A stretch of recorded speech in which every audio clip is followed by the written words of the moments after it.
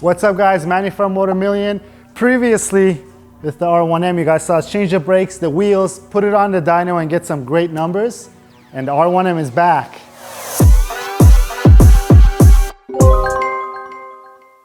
We're gonna install our Fullsix aero wings. It's gonna look something like this when we're done.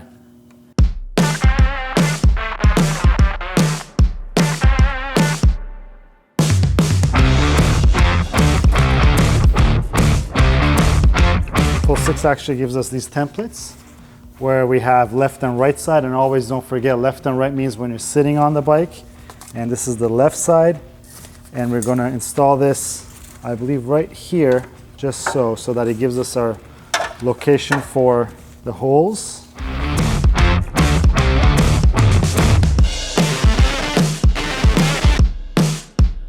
This is the moment of truth, guys. That's one hole in the fairings.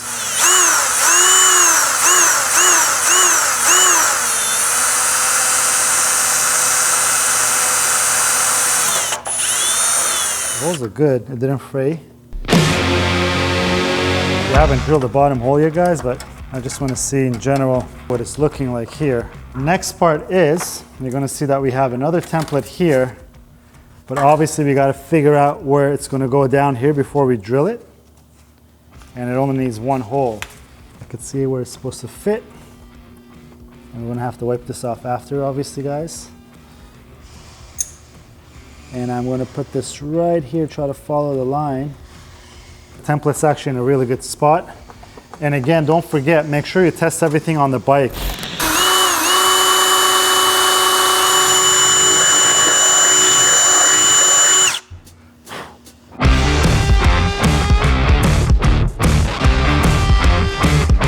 This beauty lines right up. It looks pretty good. Now the test is to put it on the bike and do the right side, and hopefully it looks all symmetrical, but I have no doubt now that I did this side, I'm pretty confident with the other side.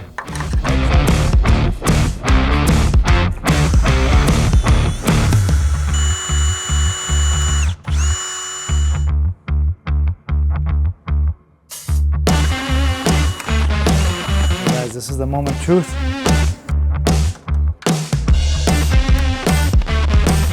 Now our R1 has wings.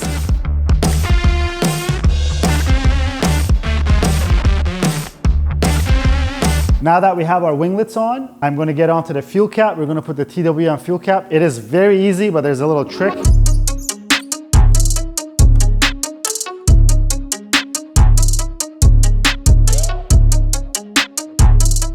This is the little, it's not a gasket, but it's a trim piece that goes around it to make it all clean on the gas cap.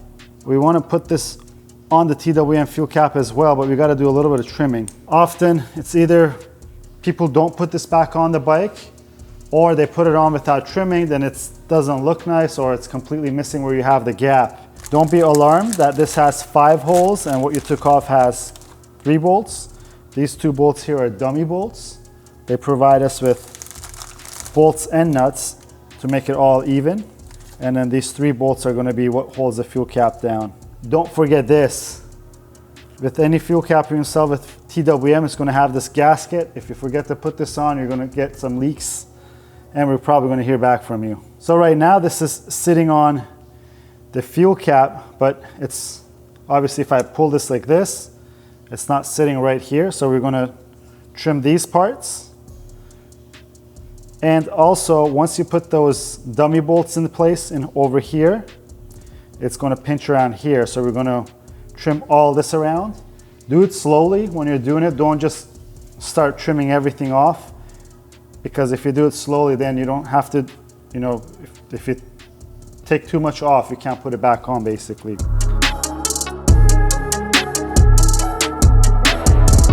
Now basically this became a 3-bolt fuel cap. Put our gasket on here. I'm going to grab a marker right now, and I'm going to start marking around the areas that I'm going to cut. I'm going to trim this back here.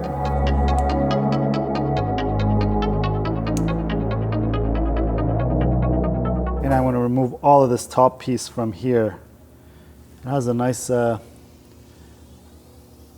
I think this is a line from when they manufacture this piece. I want to get all of these pieces out from here.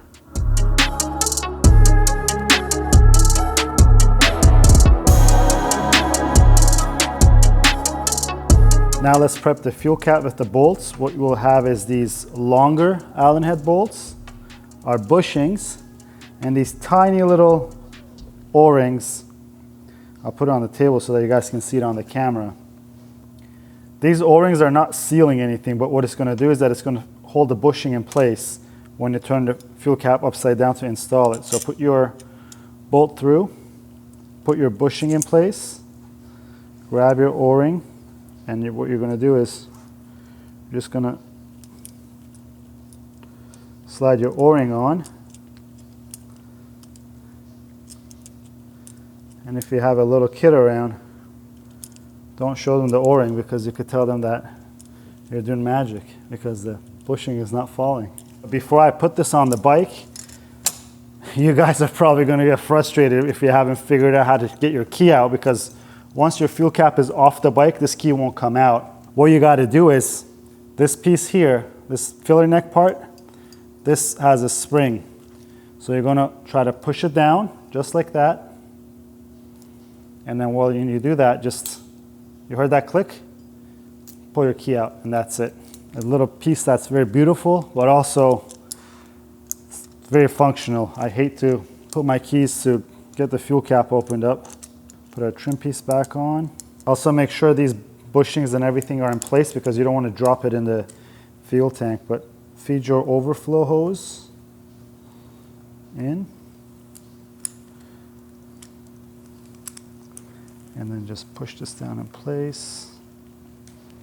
And don't force these bolts. They're really small threads. And the last thing you want to do is cross thread your fuel tank. I think it looks pretty good. It's available in a bunch of different colors: black, red, silver, gold, even green. Whatever you want to put on your bike to suit your taste. And this is the beauty of this. Push down, quarter turn, it comes back out, and then clicks back into place. And just a little fact, TWM actually was the inventor of these quick release fuel caps. A lot of people copied them afterwards, but they are the original makers of these. They've been making these since the 90s. And before that, I don't know if some of you guys have been riding long enough, the quick release fuel caps were always threaded on there. So it was like a screw that used to thread on. It used to get stuck with the heat and everything. Sometimes you have to take pliers to it. Now this makes it super easy. And that's a little shout out to TWM for coming up with this beautiful design. The next part, we're going to put our lithium battery on. There's our battery.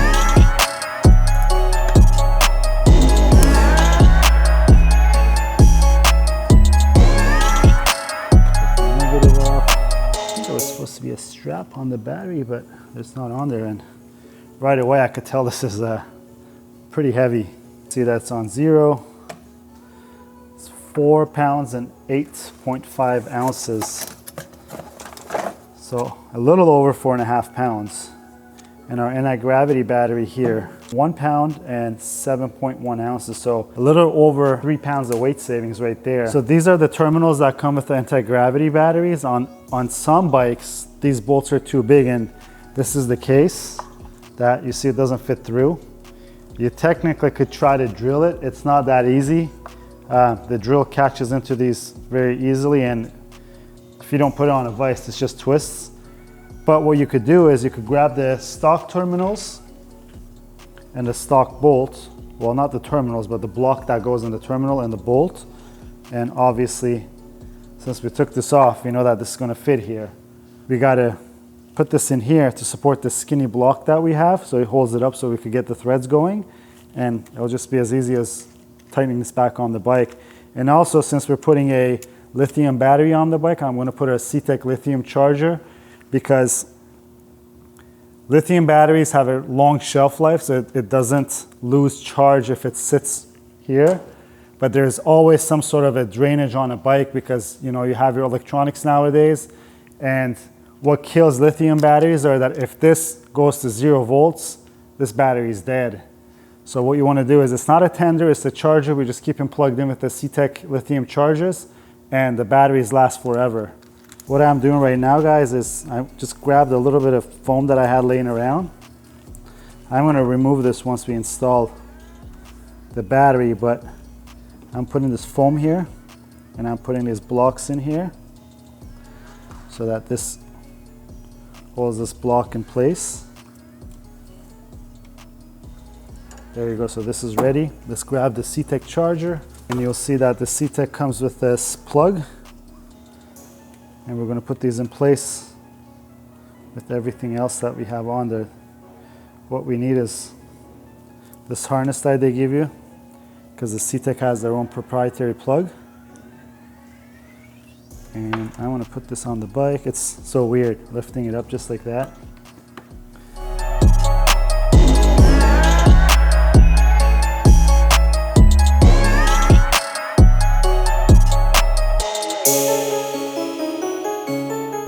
Go any further, we're going to have the test. Does the bike turn on? There we go, it powers up, so we're good. And if it doesn't power up, you have your restart button on the top. If the battery ever goes into low voltage mode, it actually shuts itself off. And that shut off is a safety feature, because remember I said this battery, if it goes to 0 volts, the battery is pretty much dead because it's a lithium battery. So it has a built-in safety net. And if you come right here, it has a restart button, and you could click that. And I believe what it does is, let's say your charging system is broken on the bike, it saves the battery, and also it saves your ride. Because imagine the bike's not charging, you're riding, the bike shuts off, you can't start it because it wasn't being charged. I think it works up to 10 clicks so that you could click it. It gives you a little bit of voltage that's left in the battery. You'll start the bike. Hopefully you could get it somewhere without going too far, so that you could have, at least if you're on the highway or something, you get to somewhere safe and park the bike and deal with the issue that you're having.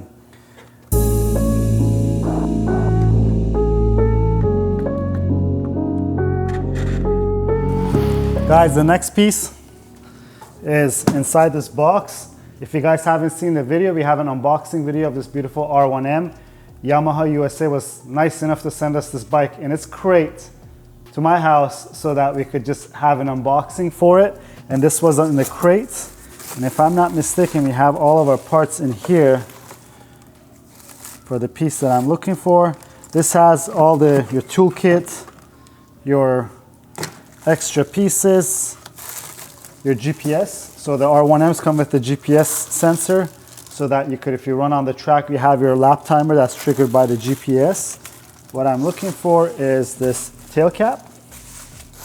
And I believe there should be a bracket in here.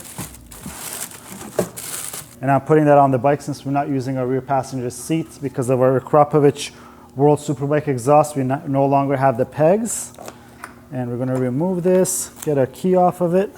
This bracket right here is gonna go onto these bolt holes right here. And then we're gonna put this on. I'm not connecting our GPS trigger because this bike's probably not gonna go on track.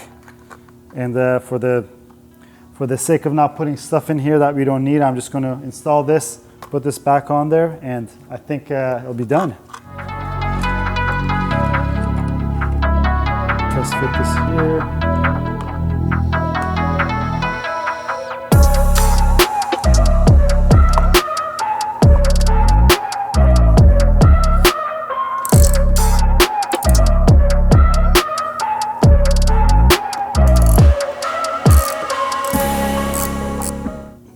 There you go.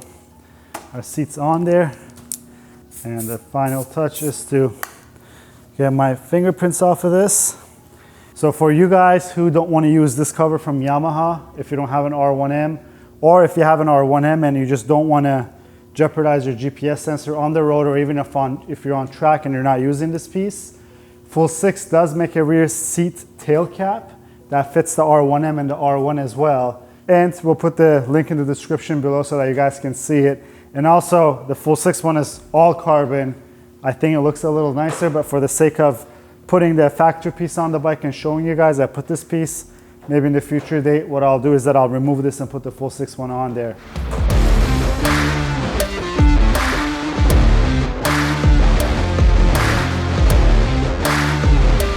So there you have it, guys. We have our carbon winglets, our carbon tail cap, our TWM fuel cap, and our lithium battery on the bike. As much as I love carbon fiber, I think we demonstrated to you guys that on our Panigale V4X build, how nice a bike could be with carbon fiber that has a nice paint job on it. And that's the direction that we want to go with this bike. We haven't finalized it yet, so if you have any suggestions on the paint scheme that we should do on this beautiful bike, leave them in the comments below. On the next video, you guys might see our SP2 on the dyno. It's flash and it has a full race exhaust on it by Krapovich, and it's going to go against Michael Knight's K67 on the dyno. But until next time, guys, this is it. If you liked the video, please give it a thumbs up. If you have any questions or comments, please leave them down below. Until next time.